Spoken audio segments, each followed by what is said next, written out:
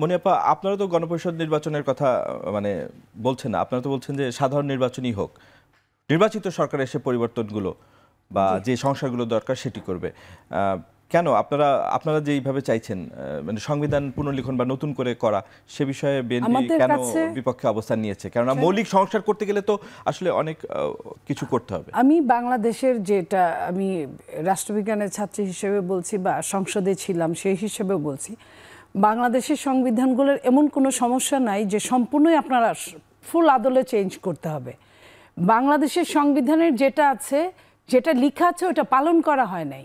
আপনি চেঞ্জ করে আবার নতুন করে আরেকটা সদাসত্য কথা বলিবে, এটার উল্টায় আপনি আবার ওই সদাসত্যের মধ্যেই গেলেন, কিন্তু পালন আবারও হলো না, তাতে লাভটা কি হলো?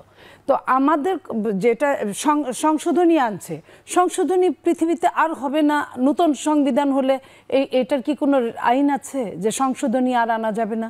সংশোধনীটাও তো চলমান সংস্কারের মতো, যে এনভায়রনমেন্ট চেঞ্জ হবে, চেঞ্জ হওয়ার সঙ্গে সঙ্গে কোনো সংশোধনী হতে পারে। তো সেইখানে এটার জন্য গণভোট বলেন, গণপরিষদ ভোট বলেন, এটা এই সময়ের জন্য এখন প্রযোজ্য না। এটা এনভায়রনমেন্ট এটা ডিমান্ড করছে না। তো আমার মতে না, আমাদের দল সহ অনেক দলই এটা মনে করে এটা ডিমান্ড করছে না। ডিমান্ড যেটা করছে সেটা হচ্ছে আইনের অনুশাসন।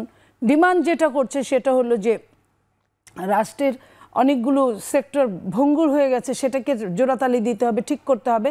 কিন্তু সংবিধানের ৭২-এর সংবিধানের এইখানে কোনো ওরকম বড় কোনো সমস্যা নাই যেটাকে যে বিপ্লবকে কেন্দ্র করে, বিপ্লব মনে করে এগুলো সব কিছু আমি ঢালাও চেঞ্জ করে দিব।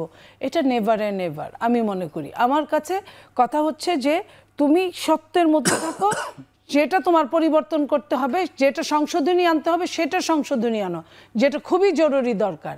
সেটার বাইরে যে সবগুলো করে তাদের যারা এই কথাগুলো বলছে তাদের যদি আপনি এক কথায় জিজ্ঞেস করেন কি কি পরিবর্তন চাও, সেটাই তারা বলতে পারবে না, সেটাই তারা বলতে পারবে না।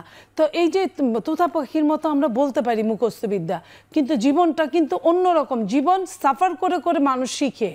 এই সাফার করে শিখার মধ্যে এই ৭২ থেকে এই পর্যন্ত আসা, ৭১ থেকে এই পর্যন্ত আসা, এরকম মনে হয় না যে এই সংবিধানটার জন্য রাষ্ট্রের এই সমস্যা হচ্ছে। আমি আপনাকে যদি একটা প্রমাণ দিই যে ২৮-এর ক বা খ জায়গায় লেখা আছে নারী পুরুষ সব কিছু মিলে রাষ্ট্রের সবার জন্য আইন সমান। আমরা কি আসলে সবার জন্য আইন সমান পেয়েছি? এটা যে পাই নাই আমরা, এটার জন্য কি ওই সংবিধানটার দোষ, না আমাদের চর্চার দোষ, আমাদের অনুশীলনের দোষ, আমাদের যে যখন ক্ষমতায় আছে সে সেটা প্রয়োগ করে না, এটার দোষ? তো আমি যদি আপনার লুম বাঁচতে গিয়ে পুরো গা উজাড় করে ফেলি, তাতে তো কোনো লাভ হবে না। আমি চাই যে আমার যেটা আমার জিনিসটাও ঠিক থাকুক, আমার কাজটাও হোক, সাপও যেন মরে লাঠিও যেন না ভাঙে, সেটা নিয়ে আমি কথা বলতে চাই। আমার তো ওই কথা বললে চলবে না যে আমার ওরকম ৮০ মণ ঘিও জুটবে না, কমলা সুন্দরীও নাচবে না। আমার ওই যেটুকু আছে এইটুকুর মধ্যে আমি সুন্দর করে চর্চা করে আমি সুন্দর জিনিসটাকে প্রতিস্থাপন করতে চাই, আর কিছুই না। ধন্যবাদ মনিপা।